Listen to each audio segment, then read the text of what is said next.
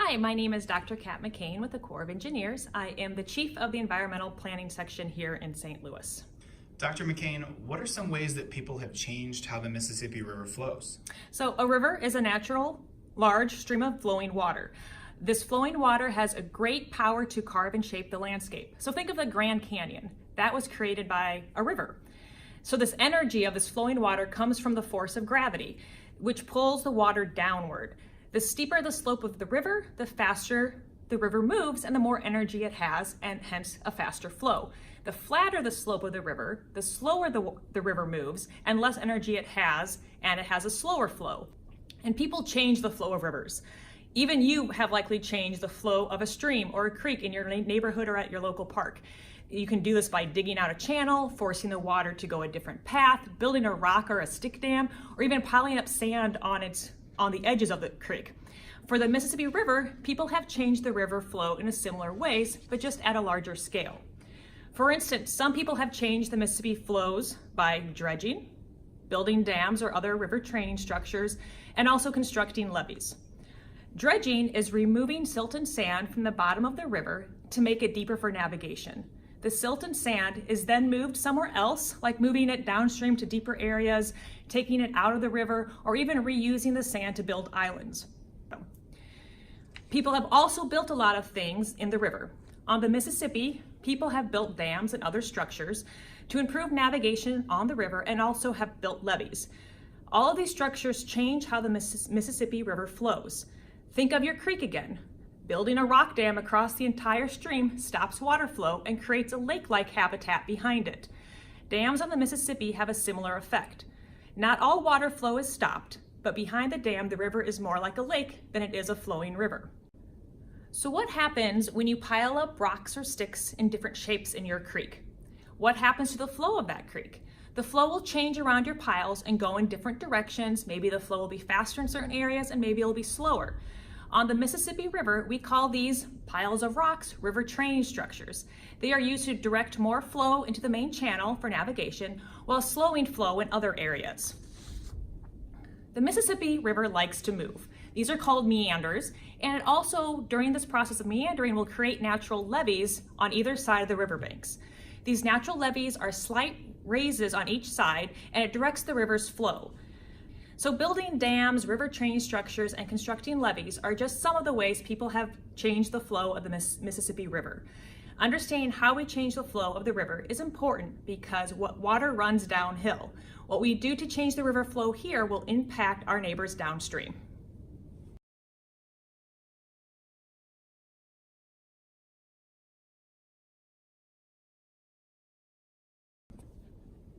Hi, I'm Megan O'Brien. I'm a planner and biologist with the Corps of Engineers. Megan, why have people needed to change the Mississippi River's course over time? There are two primary reasons people have needed to change the course of the Mississippi River. The first is to maintain a dependable navigation channel. The second is to reduce the risk of flooding to communities along the river banks. To explore the first, we must go back a few hundred years in history. Forests with trees like cottonwood, sycamore, and pecans once lined the islands and banks of the Mississippi River. However, these trees were cut for building settlements to fuel steamboats' boilers, and the forest was cleared for agriculture. As a result, banks and trees fell into the river, creating snags and hazards. Low water was also common during this time, making the river treacherous to navigate by boat. Starting in 1880, Congress directed the Corps of Engineers to correct the disastrous condition of the river by creating and maintaining a safe and dependable navigation channel. Today, the Corps of Engineers maintains a 9-foot deep and 300-foot wide channel through the use of locks and dams, as well as river training structures and dredging. As a result, millions of tons of cargo is safely transported along the Mississippi River every year. The second requires us to think about today and the many cities and towns that are situated along the river. Can you think of a few?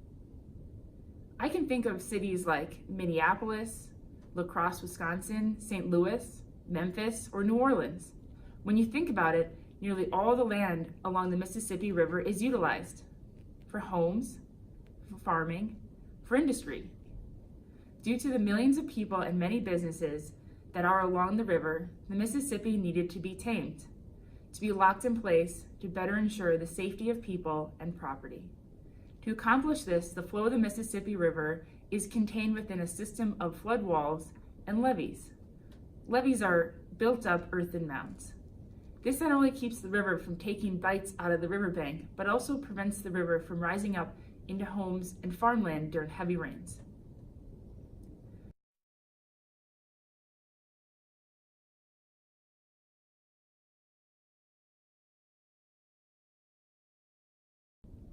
Hey, my name is Joe Collum with the Army Corps of Engineers. I'm an engineer here and I work on rivers. Joe, why is changing the river's path both a solution and a problem? What are the pros and cons? Well, rivers have been flowing since the beginning of time and they give us food, water, and fun. But they haven't always looked like they do today. They've been changing their path since the beginning of time. So imagine you're standing next to a river. If you look down, you're standing on grass and soil. And so when a river changes its path, the river actually picks up that grass and soil and takes it downstream. This is known as erosion. And when a river changes its path, it's by erosion. So it's hard to imagine how much water and energy is in a flooding river. But in 1993, when a record flood came through St. Louis, there was enough water during that flood in 1 second to fill 1,500 backyard swimming pools. That's enough water in 1 second for a person to drink for 44,000 years. So you can bet that the river changed its path during that flood. Now that you know how powerful water can be and how a river changes, we want to know why this process is good. So lots of fish and animals live in and near rivers. When a river changes its path, it can actually make their habitat better. But not only that, it's by the formation of what's called an oxbow lake. An oxbow lake is basically just where the river used to flow, but it doesn't flow anymore because it changed its path. Every so often, a river changes its path and actually destroys roads, bridges, and property, and that is not good. So sometimes people try to stop the river from changing its path. But sometimes we want to change the river's path on purpose, and we build dams. Dams are good because they make sure that there's enough water for crops and for drinking even during droughts. And they also help protect roads, bridges, and properties from big floods by holding some of that flood water when the floods come and letting it go slowly afterwards. And some dams can even make electricity whenever water flows through them. So to recap, rivers change their path because of erosion, and new river paths can be good for the environment, but bad for roads, bridges, and property.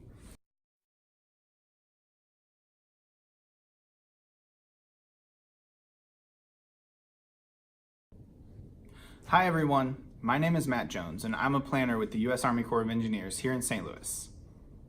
Hi Matt, what are people doing to fix the problems associated with changing the river? As the river has moved on its own, or as we humans have moved it, people, plants, and animals have had to adapt in order to survive and thrive. Let's go through each one of those. First is people. I'm sure you can all remember a time when it rained a lot and you heard the news talking about lots of flooding. Maybe you've even seen floodwaters with your own eyes. The way floods happen can be thought of like a bathtub. When you turn the faucet on, the water fills up the bathtub, even if you don't cover the drain, because there's more water coming into the bathtub than there is going out of it.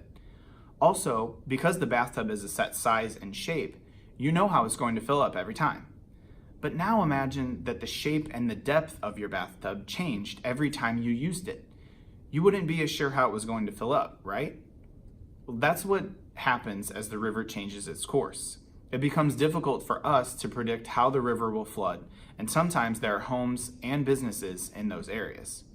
One example is the city of Kaskaskia in Illinois, which actually was Illinois' first capital from 1809 to 1818, before Illinois was even an official state.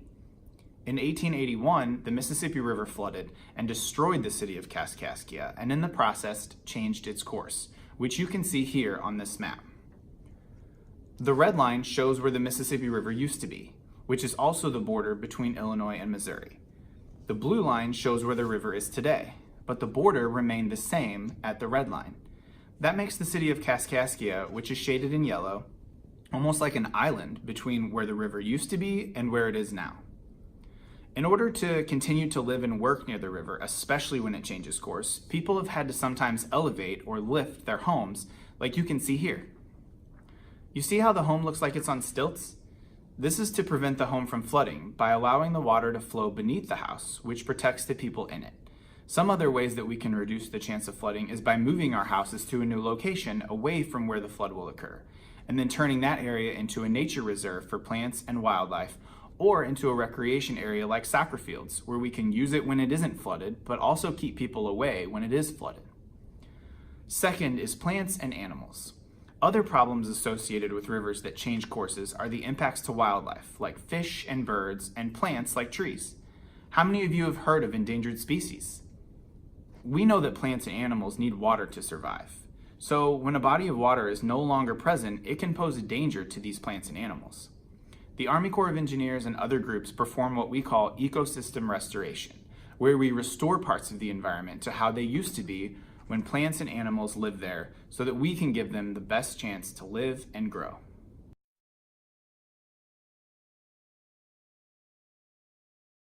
Hi, my name is Monique Savage and I work for the Army Corps of Engineers. I would say that my job is trying to bring all of the scientists and engineers together and collaborate so that we can come up with one unified decision. Monique, how do you use science and engineering to solve problems on the Mississippi River? There's lots of different sciences, right? We have biologists, we have anthropologists, we have archaeologists, we have geotechnical specialists, we have hydraulic and hydrology engineers, we have structural engineers, we have civil engineers. So we use a lot of sciences, from chemistry to physics to biology, all trying to come together and understand how each one of those sciences affect the Mississippi River. I'll give you an example. We are working on one project that is trying to restore the ecosystem of the Mississippi River. But there's a lot of things that we have to take into consideration. How does affecting that ecosystem also affect the neighboring farmer who's farming the land, or an adjacent industrial landowner who uses the barges that come up and down the river? There's lots of different things, and we need all of the sciences to make a well-informed decision.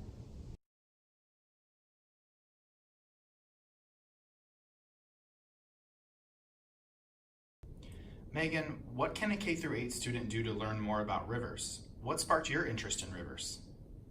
Most importantly, you should see the Mississippi River by visiting maybe the Arch National Park, a nearby wildlife refuge, or another public park along a river near your neighborhood. While you are there, you may want to participate in a ranger-led program, go fishing, or simply walk to enjoy the scenery. Perhaps you'd like to pick up a book that is set on the Mississippi River. I recommend several of Mark Twain's books, an autobiography called Mississippi Solo, or the journals of Lewis and Clark. You may also want to join a citizen science group, like Missouri Stream Teams, to test water quality and stream health. Or you may participate in a local river cleanup, either on the Mississippi or one of its many tributaries. Now to the second part, what sparked my interest in rivers? It really stems from my love of the Great Lakes, where I grew up. In the 1990s, the beaches near my house were not swimmable. Most beaches on the Great Lakes weren't swimmable. And I had the wrong perception that only ocean beaches were meant for swimming, like those in Florida or South Carolina. Since then, I have worked for many years to improve water quality and lake health of the Great Lakes. This led me to the opportunity to restore habitat on the Mississippi River. And I am just as passionate about making the Mississippi River swimmable, drinkable, and fishable too.